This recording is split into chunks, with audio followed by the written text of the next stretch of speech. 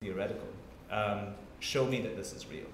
And what I went out and did was I found a team of 2 that we would pilot the concept with. And it was that pilot that made the business plan all the more real. It was the assumptions that a business plan really is a collection of assumptions. But when you do a pilot at the same time that you're building out your 5-year plan, that begins to make it all the more real. And this one business that we backed together has ended up being a very successful business within 5 years of inception, 5 months of inception. It feels like 5 years. And, but actually, the reason why I probably slipped and said 5 years is because it is on the brink of doing potentially the largest deal within the HB Group's history. So really it was all down to backing the right people and really thinking about investing from a human capital perspective. Who's the team? What's the yin and yang between the founders? Do they fit in well together? What's the complementarity in terms of skill sets? And really, it was about finding the right team. And now the entire kind of 5-year plan is based on finding these teams and helping to grow and scale their businesses. And tell me, Faisal, so when you bring a business plan, you know, how do you feel when the first question I say is, it's so good, are you putting money in this deal? I know that I need to think through it very thoroughly before I take anything to James, which is why the model actually works so well. This is a model that James has kind of introduced into the way we invest in startups, where the guys bringing the business plan to the table need to invest in the business. Me being the one evaluating it and running HB Real Estate, which is the venture capital house that's backing property entrepreneurs, needs to put capital into it, and only then will James look at it, and that de-risks it. So I think in many ways when people talk about entrepreneurship being about taking calculated risks, it's about de-risking and managing risk, and I think it's these types of techniques that help you manage risk. Fantastic, thank you, Faisal. Debbie, you're in a very interesting business that actually took off and started amazingly well, fantastic growth, attracted the right people, got the market, got the business up and running, made £1 million profit. It was all going really well and you thought you were... It's still going well, by the way. Steady. But all of a sudden, you found yourself in a position that you've probably never been before, where actually the market completely went against you. Just maybe talk us through a little bit about that experience, because here's a classic situation. On paper, it all looked great, and then what happened? So it did look good on paper, and I think you even said to me, James, correct me if I'm wrong, that after the first 2 years, I've never seen someone business plan so accurately. I'll take that. But then the market shifted, and it really did shift in terms of within the recruitment sector. We were actually a candidate short market and a very candidate-led market. Social workers in the UK is a needed profession. And that was really kind of most of our efforts went into that side of the business.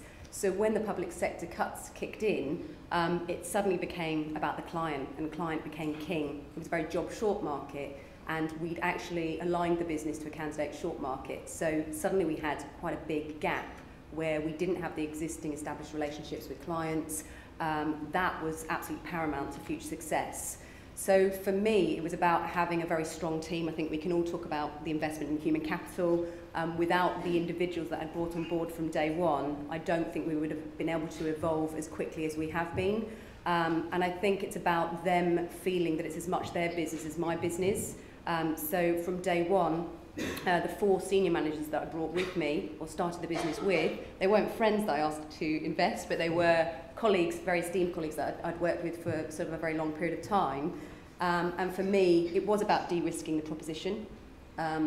It was about ensuring that I was only going to sort of make the gamble when I knew the odds were on my side, or on the business's side, because for me, if the business failed, it wasn't just my money I was going to lose, it was the money of these individuals who I'd built very long-standing relationships with. So because of the team and the calibre of the team, we started with 10 people on day one, including the 4 managers. We were able to very quickly align our strategies, evolve the business model, what we were offering our clients, our candidates, and ensure that we're able to continue our growth trend. And I think there was definitely some sort of downtime where we didn't grow, but we just sort of held our position. But very quickly we were able to sort of realign strategies in order that we could kind of achieve growth, which is now coming through, thankfully. What's your forecast for this year? This is year 4. This is year 4. So the forecast is approximately 23 million turnover. It will be 3.5 million GP and 1.2 million EBIT. And what would you say, Debbie, just as an entrepreneur, somebody that this is your first venture that you've started out to, you know, when you're looking at that proposition, if people out there are thinking, you know, am I ready to start my own business? What advice would you say is, you know, what do you think have been the key characteristics that have enabled you to achieve that? I think I'm quite different to some entrepreneurs in that I'm quite risk averse and I'm a bit sort of, I don't like to take too much of a gamble. So for me, I took quite a different route, which was 7 years working for a competitor in the market, a very successful competitor. Built up my knowledge. It was almost like a training ground, and then once I knew I had kind of the skill set, having worked my way right through to the top and having dealt with kind of a number of problems, scenarios, making mistakes along the way, I think at that point, you know, I knew I was ready to start my own business. And I think... How much did you invest yourself personally? £100,000. And what would have happened if it had failed? Not an option, not an option. I have a huge fear of failure as an individual. I don't have a problem admitting that. You know, I'm very risk averse, and I think for me it was about sort of making sure that the odds were on my side when we started the business. And I think for me the other thing to consider was that I had 4 managers who invested their life savings as well. So if this business didn't work and it wasn't the right strategy and business plan, I would lose their life savings as well as my own. So for me, you know, we had to make sure that it was a robust plan, that we were able to evolve it quickly and make changes quickly. But ultimately it was that we ticked all the boxes and we removed and mitigated as much risk as possible. So I think what you'll see there, ladies and gentlemen, is I suppose if you put yourself in my position, what makes me decide to invest in a particular plan or an individual? The common characteristics, I suppose, with Spike and Debbie is these are 2 people who have a proven track record where they can demonstrably show me that this plan is going to work. They've done it before, they've tried and tested.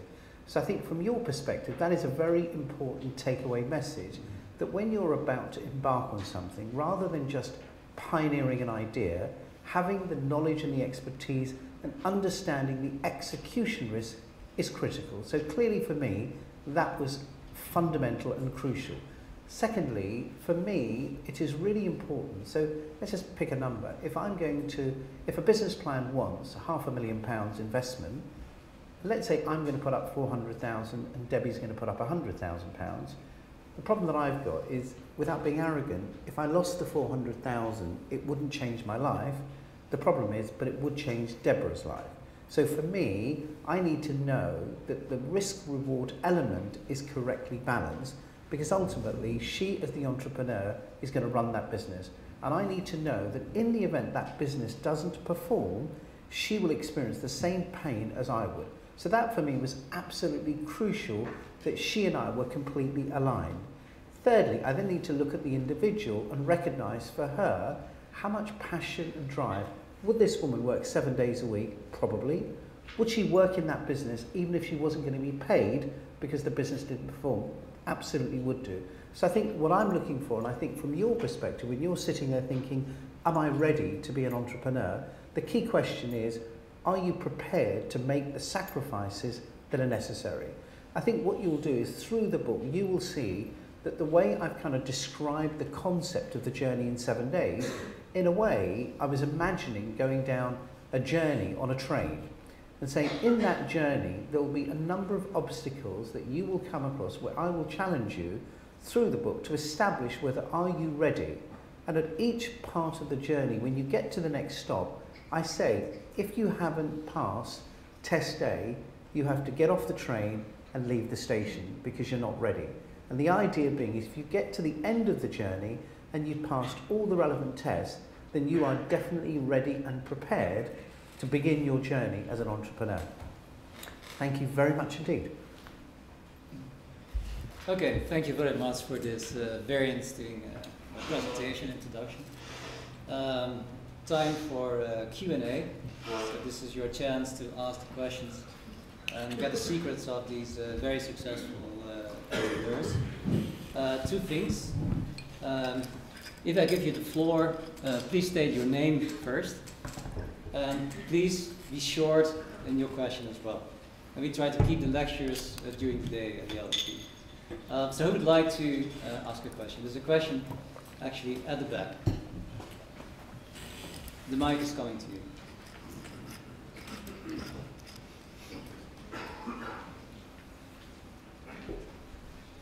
Thank you. Hello, my name is Gaurav and I've got a question for James. At LSE, we talk about type 1 and type 2 errors in terms of rejecting people that maybe we shouldn't have in hindsight. And I'm wondering, in your long career of backing people, how often do you make these tiny mistakes that lead you to not picking someone who ends up doing quite well? So let me just understand the question. So have you ever, let's say, seen someone and not been sufficiently impressed by them, but they've gone on to do quite well? And absolutely never. Was there anything else? Type 2. That's it, thank you. Moving on rather swiftly. Next. Yeah, hi. I also have a question to James. My name is Troy. Like all the three examples, the financing people you showed to us, like they all got the work experience, before they switched to entrepreneurs. Like, as I'm a student, without much experience. If I want to be an entrepreneur, what suggestions do you have to me? Thanks. I think what I'm trying to, and I picked these three individuals very specifically for that reason when I was coming to LSE, because I wanted to demonstrate that being an entrepreneur is not a race, it's a journey. If I give you an example, the chap who started McDonald's was 63 years old and built probably the world's most successful food business. The chap who started KFC was 74. So, the message I'm giving you, you're a student today, it's not a race. What really concerns me more than anything else is people who start too early, who are ill-equipped, who don't have the experience, the understanding and the confidence. What I'm saying by illustrating three individuals to you is actually what you should do is gain some practical experience of the idea that you want to execute. Because doing it cold, from nothing, with no experience, to me is the highest risk. When somebody asks the question, how many people do I back who make it or don't make it, I probably have one of the highest success rates in the industry. That's not because actually I think I'm very good at what I do, it's because I think I manage risk better, because I probably won't back somebody who doesn't have those kind of scars of experience, because I know that even three incredibly talented people will make an incredible amount of mistakes. But actually what I need to do is have that cushion of knowledge and experience, that they have something to fall back on. But if you're a student and you're just coming fresh into the market, to me, you would be the highest risk from an investment perspective. Now, that's not to say you won't make it, but if you're sitting where I'm sitting, you're there with capital that you want to invest, and you want to judge and analyse the risk the best you can. And to me, if you have a business plan and you have 5 to 7 years experience with a track record that says, I can do that, and I've done it before, who would I back? The student or somebody who's got the proven track record? So I think my message is that whatever your passion and idea is, you need to embark on that journey and gain some realistic experience of that before you actually embark on your own business.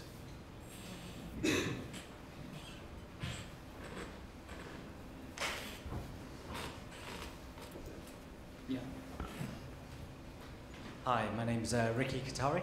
It's really to the panel. I'm going through this journey like many of you are as well, and especially people in the room.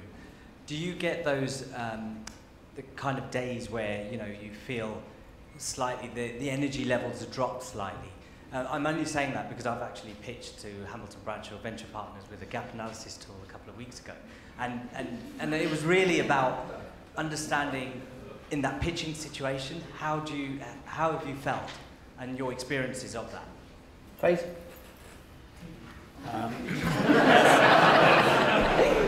Good Good thing I was listening. It's a good dodge, James. So you're asking about the recipient